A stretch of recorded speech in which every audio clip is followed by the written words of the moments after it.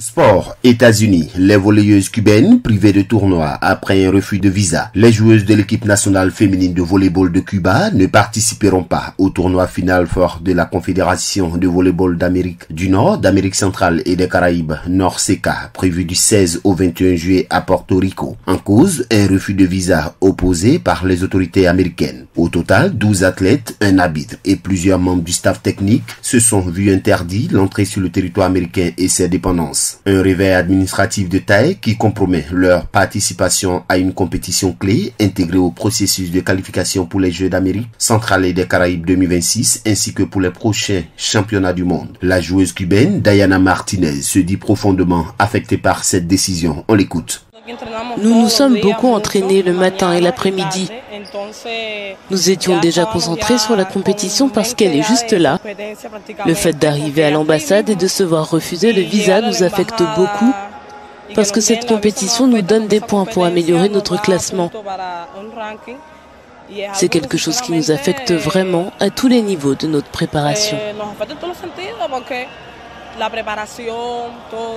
De son côté, le président de la Fédération cubaine de volleyball, Osvaldo Hidel Martinez, assure que toutes les démarches nécessaires ont été menées en lien avec les instances portoricaines et la NORCECA. Écoutons Osvaldo Hidel Martinez.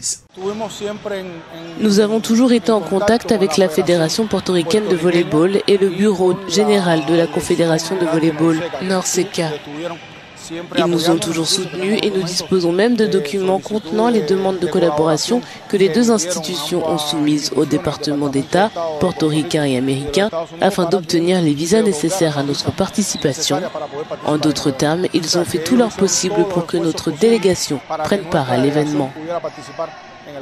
Depuis le mois de juin, les États-Unis appliquent de nouvelles restrictions d'entrée à l'encontre de 12 pays, dont Cuba. Ces mesures s'inscrivent dans la continuité des sanctions imposées à l'île depuis plus de 60 ans, durcies sous l'administration Trump. Contactée par l'agence Associated Press, l'ambassade américaine à Havane a invoqué sa politique de confidentialité pour ne pas commenter de cas individuels, tout en rappelant que ces décisions visent à protéger les frontières et les citoyens. Triple championne olympique dans les années 1990, l'équipe féminine cubaine voit son parcours de qualification fortement compromis. Ce refus pourrait également porter préjudice à d'autres athlètes cubains, eux aussi tributaires des compétitions internationales, pour espérer atteindre les plus hautes sphères du sport mondial.